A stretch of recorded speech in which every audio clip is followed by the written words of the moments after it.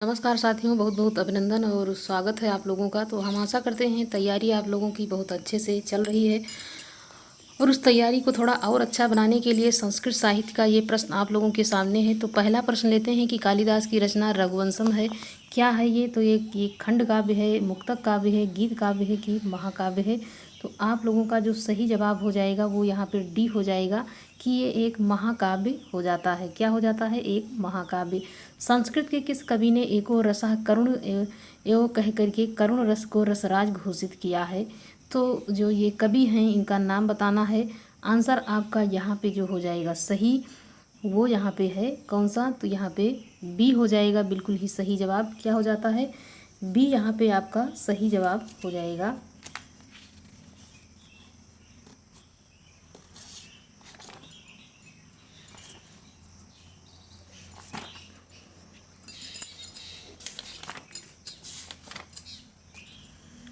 अगला यहाँ पे प्रश्न है कि कला परिच्छेद लेखक के लेखक कौन हैं? तो यहाँ पे कला परिच्छेद के लेखक पूछा जा रहा है। आंसर आपका यहाँ पे सही हो जाएगा कौन सा?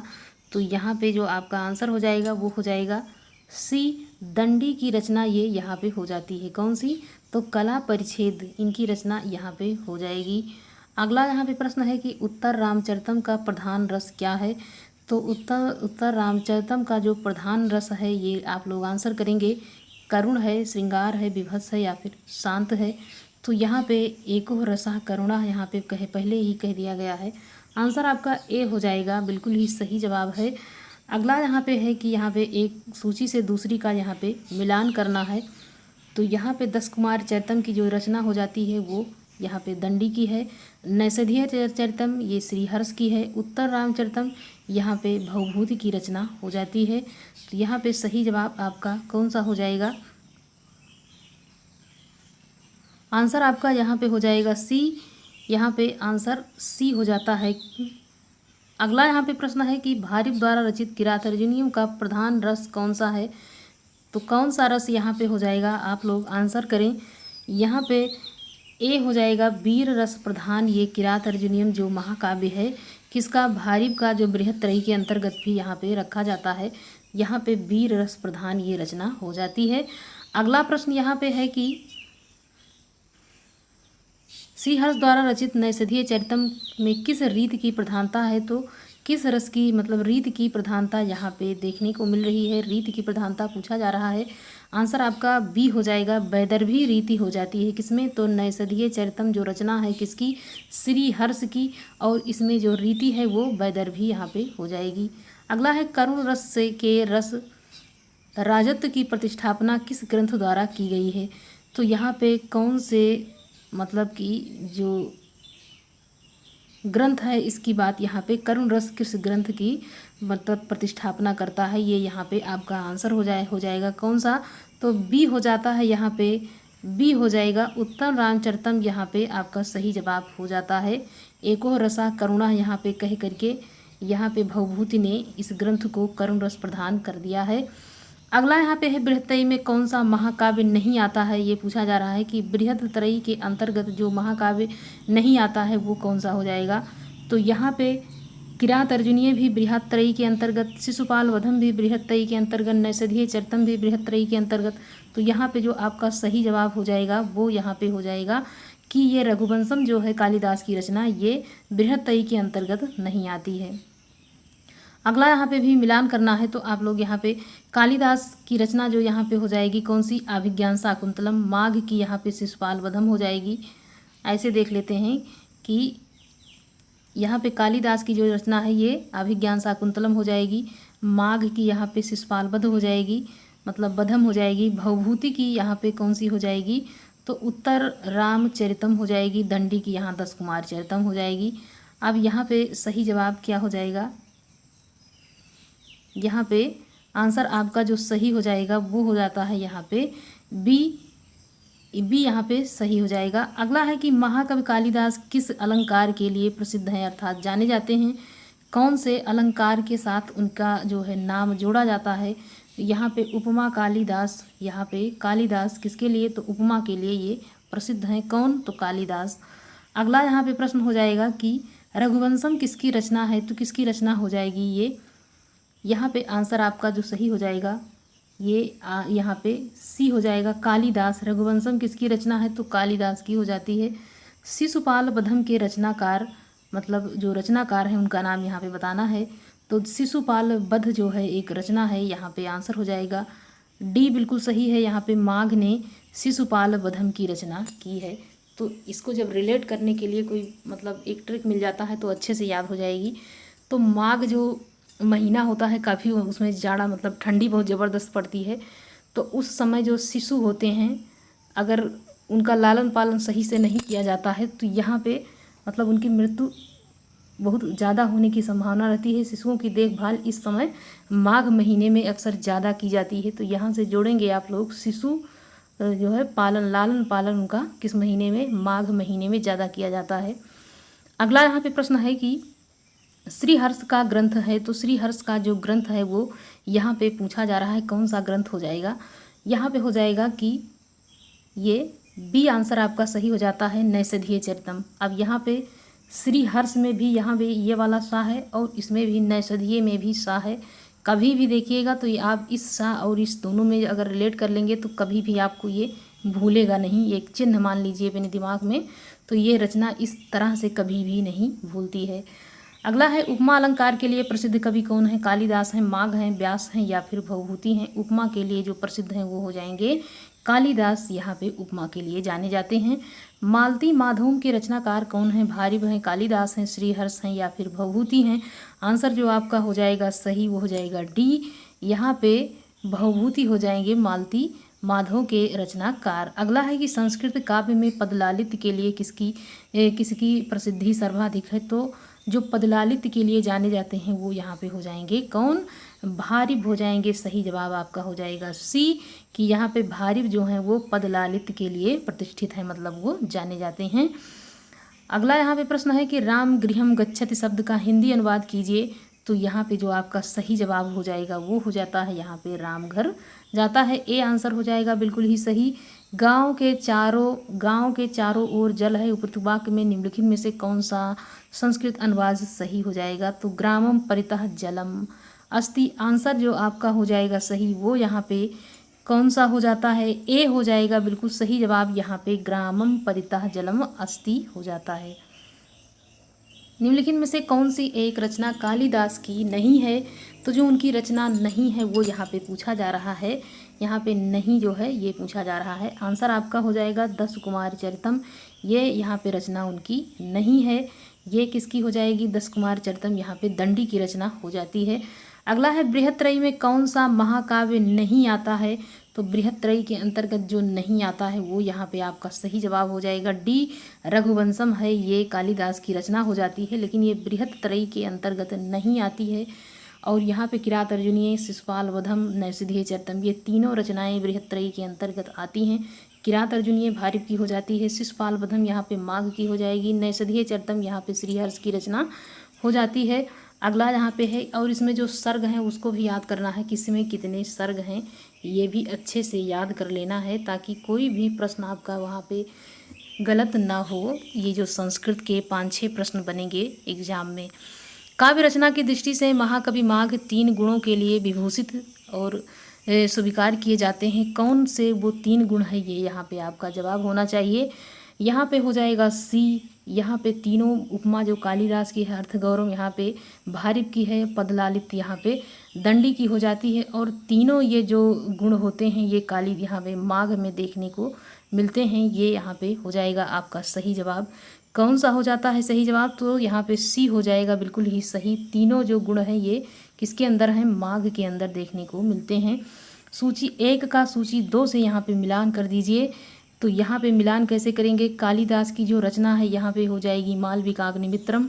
भवभूति की रचना अगर देखी जाए तो यहाँ पे हो जाएगी कौन सी, दस कुमार चरितम। और यहाँ पे दंडी की जो नहीं, दस भवभूति की यहाँ पे मालती माधवम हो जाएगी, दंडी की दस कुमार चरितम और श्रीहर्ष की यहाँ पे नैषधीय चरितम हो जाएगी। तो इस तरह से आपका जो सही जवाब हो जाएगा वो यहाँ पे कौन सा हो जाता है, सही जवाब सी हो जाएगा। यहाँ पे आपका सही जवाब तो अगला यहाँ पे प्रश्न लेते हैं कि निम्नलिखित में से कौन सी रचना लघुत्रयी में नहीं आती है। तो लघुत्रयी में जो रचना नहीं आती है ये यहाँ पे पूछा जा रहा है, नहीं आती है। आंसर आपका हो जाएगा डी, जो ऋतु संहारम है ये किसके अंतर्गत नहीं आती है, तो लघुत्रयी के अंतर्गत ये रचना नहीं आती है। निम्नलिखित में से कौन कवि कालिदास से पूर्ववर्ती हैं, ये पिछली बार का प्रश्न है जो टीजीटी में पूछा जा चुका है एक बार कि कालिदास के पूर्ववर्ती कवियों का नाम यहाँ पे मतलब लिख करके पूछा गया था। आपका जो सही जवाब हो जाएगा यहाँ पे बी हो जाएगा, भास हैं जो निम्नलिखित में से यहाँ पे पूछा जा रहा है कवि कालिदास से पूर्ववर्ती हैं, तो माघ यहाँ पे हो जाते हैं, भास हो जाते हैं, सॉरी यहाँ पे भास हो जाएंगे। कौन हो जाएंगे, भास की बात यहाँ पे हो रही है। अगला है कि निम्नलिखित में से कौन कवि अर्थ गौरव के लिए प्रसिद्ध हैं। तो अर्थ गौरव के लिए जो जाने जाते हैं ये हो जाएंगे कौन, तो अर्थ गौरव के लिए जाने जाते हैं भारिव, और इनकी रचना जो हो जाती है वो कौन सी हो जाएगी, किरातर्जनीयम हो जाएगी, भारिव की रचना। अगला है सूची 1 का सूची 2 से यहाँ पे मिलान करना है कौन सी। तो यहाँ पे जो आपका मिलान है ये कालिदास की जो रचना हो जाएगी मेघदूतम हो जाती है। भास की देखा जाए तो यहाँ पे स्वप्नवासुदत्तम हो जाएगा, क्या हो जाएगा, स्वप्नवासुदत्तम हो जाएगा। कालिदास का यहाँ पे भास, मम्मट का यहाँ पे काव्य प्रकाश, विश्वनाथ का साहित्य दर्पण। तो अब यहाँ पे आपका जो सही जवाब हो जाएगा वो यहाँ पे पूछा जा रहा है। यहाँ पे आपका सही जवाब हो जाएगा कौन सा, ए हो जाएगा, बिल्कुल ही सही यहाँ पे कौन सा, ए हो जाता है। अगला यहाँ पे प्रश्न है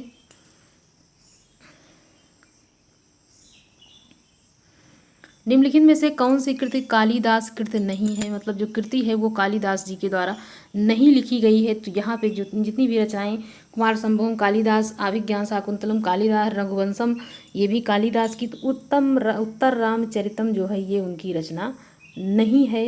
ये किसकी हो जाती है, भवभूति की रचना हो जाती है। उज्ज्वल नीलमणि रचना है, तो ये किसकी रचना हो जाएगी, आंसर करेंगे आप लोग। तो यहाँ पे आपका बी आंसर हो जाएगा, बिल्कुल ही सही, रूप गोस्वामी हो जाएगा। निम्नलिखित कृतियों में कौन सा भारिव द्वारा रचित है, ये पूछा जा रहा है इनके द्वारा कौन सी रचना मतलब लिखी गई है भारिव के द्वारा। तो यहाँ पे आपका सही जवाब जो हो जाएगा वो किरातर्जुनीयम हो जाएगा। यहाँ पे किरातर्जुनीयम की रचना किसने की है, तो भारिव ने यहाँ पे किया है। मुद्रा राक्षस नामक जो नाटक के रचयिता यहाँ पे पूछा जा रहा है, तो कौन हो जाएंगे जिन्होंने मुद्रा राक्षस को यहाँ पे नाटक को लिखा है। तो यहाँ पे डी हो जाएगा, विशाख दत्त ने इसको लिखा है। अगला यहाँ पे निम्नलिखित में कौन सा ग्रंथ कालिदास प्रणीत है, कालिदास के द्वारा कौन सा ग्रंथ यहाँ पे लिखा गया है। तो जो उनके द्वारा लिखा गया है वो हो जाएगा यहाँ पे सी, मालविकाग्निमित्रम जो है ये इनका एक नाटक हो जाता है, किसके द्वारा लिखा गया है, तो यहाँ पे लिखा गया है किसके द्वारा, तो ये कालिदास जी के द्वारा यहाँ पे लिखा गया है। अब यहाँ पे भी मिलान करना है कि कालिदास की रचना कौन सी हो जाएगी। तो यहाँ पे कालिदास की ऋतु संहार हो जाती है, कौन सी, ऋतु संहार यहाँ पे हो जाएगी। भवभूत की यहाँ पे हो जाएगी उत्तर रामचरितम, दंडी की 10 कुमार चरितम, श्रीहर्ष की नैषधीय चरितम, बाणभट्ट की यहाँ पे कादम्बरी। तो जो आपका सही जवाब हो जाएगा वो कौन सा हो जाएगा, यहाँ पे आप लोग सही जवाब देंगे। आंसर आपका ए हो जाता है, बिल्कुल ही सही यहाँ पे ए हो जाएगा। अगला यहाँ पे है कि वामा कुलस्यध्याया में वामः शब्द का अभिप्राय क्या हो जाएगा। तो यहाँ पे जो सही जवाब हो जाता है कि मतलब इस वामा शब्द का जो अभिप्राय हो जाता है वो विपरीत आचरण करने वाली स्त्री, यहाँ पे सही जवाब हो जाएगा। अगला है कि उत्तर रामचरितम के तृतीय अंक का संबंध किससे है, मतलब इसका जो तीसरा अंक है किससे संबंधित, ये यहाँ पे हो जाएगा उत्तर रामचरितम का। यहाँ पे आंसर आपका हो जाएगा डी, पंचवटी से संबंधित ये यहाँ पे हो जाती है, किससे, तो पंचवटी आपका यहाँ पे सही जवाब हो जाएगा। अगला यहाँ पे प्रश्न है संस्कृत के किस कवि के लिए घंटा विशेषण प्रयुक्त किया गया है। घंटा कवि भी इनको कहा जाता है, तो किसके लिए ये प्रयुक्त किया गया है, आंसर आपका हो जाएगा बी, इनको घंटा कवि कहा जाता है, माघ को ये उपाधि इनको प्रदान की गई है। अगला है कि निम्नलिखित में से कौन भास द्वारा रचित नाटक नहीं है। तो भास के द्वारा जो नाटक नहीं लिखा गया है ये पूछा जा रहा है, तो ये ए आंसर हो जाएगा। मृच्छकटिकम यहाँ पे उनकी रचना नहीं है, जबकि दूतवाक्यम, उर्भंगम, मध्यम व्यायोग ये उनकी रचना हो जाती है। अगला यहाँ पे ये मृच्छकटिकम जो है ये किसकी रचना हो जाएगी, तो शूद्रक की हो जाती है। रंगमंच पर पर्दे के पीछे का स्थान क्या कहलाता है, ये काफ़ी महत्वपूर्ण प्रश्न हो जाएगा। तो यहाँ पे आपका जो सही जवाब हो जाएगा सी, नेपथ्य इसको कहा जाता है। क्या कहा जाता है, नेपथ्य। अब यहाँ पे प्रश्न है एक बार फिर से कि उपमा, पदलालित और अर्थ गौरव की दृष्टि से एक साथ तीनों गुणों से युक्त कौन से संस्कृत के कवि प्रसिद्ध हैं। तो इनको जो प्रसिद्धि मिली है, मतलब प्रसिद्धि वाले कवि का नाम पूछा जा रहा है, जो तीनों गुण इनके एक ही साथ इनके अंदर विद्यमान है। डी आंसर आपका हो जाएगा बिल्कुल ही सही, माघ यहाँ पे हो जाएगा। इनको घंटा कवि भी कहा जाता है और इनकी रचना जो है यहाँ पे कौन सी हो जाएगी, शिशुपाल वधम, जिसमें 20 सर्ग भी हैं। अगला यहाँ पे प्रश्न है कि कालिदास ने सुलभ कोपो महर्षि किसे कहा है। तो यहाँ पे जो आपका सही जवाब हो जाएगा वो हो जाएगा ए, दुर्वासा को इन्होंने कहा है सुलभ कोपो महर्षि। किसने कहा है, कालिदास ने कहा है। किसमें कहा है, तो अभिज्ञान शाकुंतलम, जो इनकी एक प्रसिद्ध रचना है नाटक, जिसमें 7 सर्ग हैं। अगला यहाँ पे है प्रश्न कि अभिज्ञान शाकुंतलम नाटक के लेखक का नाम बताइए। तो यहाँ पे आपकी जो सही जवाब हो जाएगा सी, कालिदास हो जाएगा। अभिज्ञान शाकुंतलम जो नाटक है कालिदास का ये नाटक हो जाएगा। निम्नलिखित में से कौन सा नाटक भास का नहीं है, नहीं पूछा जा रहा है यहाँ पे। तो यहाँ पे आपका सही जवाब हो जाएगा डी, मालविकाग्निमित्रम, ये उनकी रचना ना होकर के ये कालिदास की है। प्रतिमा नाटक यहाँ पे हो जाएगा, ये भास का है। रुभंगम भी उन्हीं का है, दूतवाक्यम भी यहाँ पे भास की रचना हो जाती है। अगला है स्वप्न वासुदत्तम नाटक के लेखक कौन हैं। आपका सही जवाब जो हो जाएगा वो बी हो जाएगा, भास की रचना हो जाती है। अगला यहाँ पे प्रश्न है कि भारिब की माता का क्या नाम है। काफ़ी महत्वपूर्ण प्रश्न है ये। तो यहाँ पे उनकी माता का नाम पूछा जा रहा है। अब इस हिसाब से आप देख सकते हैं कि जो इसमें जितने भी कवि पढ़ाए जा रहे हैं, 7-8 कवियों का नाम लिया जा रहा है बार बार, तो उनके माता पिता और उनके जो उपाधियाँ हैं, कौन कौन सी उपाधि उनको मिल चुकी है, तो और उनके जो मतलब जो उनके द्वारा रचनाएं लिखी गई हैं उसमें सर्ग कितने हैं, ये सारी चीज़ें उसमें याद करना है। तो आपका जो इसमें सही जवाब हो जाएगा वो हो जाता है इसमें ए, इनकी माता का नाम सुशीला हो जाएगा। क्या हो जाएगा, सुशीला। अब यहाँ पे अगला प्रश्न है श्रीहर्ष के पिता का नाम पूछा जा रहा है। श्रीहर्ष के पिता का नाम पूछा जा रहा है। तो यहाँ आपका सही जवाब हो जाएगा हीर हो जाएगा। क्या हो जाएगा, हीर। सी आंसर यहाँ पे सी जो है वो हो जाएगा आपका बिल्कुल ही सही जवाब। अगला है कि किस कवि की वाणी नारिकेल फल के समान है। तो इसमें जो नारिकेल फल के समान जो तुलना की गई है, तो ये एक कवि हैं, इनका नाम हो जाएगा भारिब। यहाँ पे डी आंसर आपका सही हो जाएगा। भगवान राम के जीवन से संबंधित नाटक पूछा जा रहा है, कौन सा है। तो यहाँ पे जो नाटक उनके जीवन से संबंधित हो जाएगा वो हो जाता है यहाँ पे महावीर चरितम। महावीर चरितम यहाँ पे हो जाएगा। और ये रचना देखी जाए तो किसकी है, तो ये भवभूति की रचना हो जाएगी। और यहाँ पे 3 रचनाएं, उत्तम चरितम, मालती माधवम और महावीर चरितम के रचनाकार यहाँ पे कौन हो जाएंगे, तो यहाँ पे भवभूति हो जाएंगे। आपका यहाँ पे सही जवाब क्या हो जाएगा, भवभूति हो जाता है। तो इस प्रकार से यहाँ पे जो कुल मिलाकर के 47 प्रश्नों को आप लोगों के सामने प्रस्तुत किया गया। आप लोग यहाँ से बताएं कि आपके कितने यहाँ पे प्रश्न सही हो रहे हैं और कौन से प्रश्न आपको यहाँ पे कठिन लग रहे हैं और किस प्रकार के प्रश्न यहाँ पे जो है आपके लिए मतलब बहुत आसान हैं। तो साथियों, आप अपनी तैयारी यहाँ से अच्छे से मजबूती से करते रहिए ताकि आपकी एक सीट एग्ज़ाम में ज़रूर देखने को मिले। धन्यवाद।